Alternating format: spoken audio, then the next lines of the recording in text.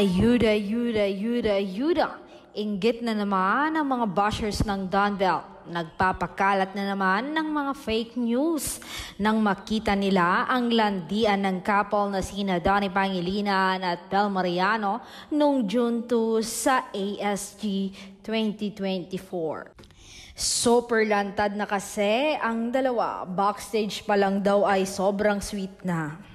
Lalo pa nang nagpakita na sila sa court. Panay harutan na sila. Na siyang dahilan na dumagundong ang Araneta dahil sa kilig at hiyawan ng mga Donbell fans.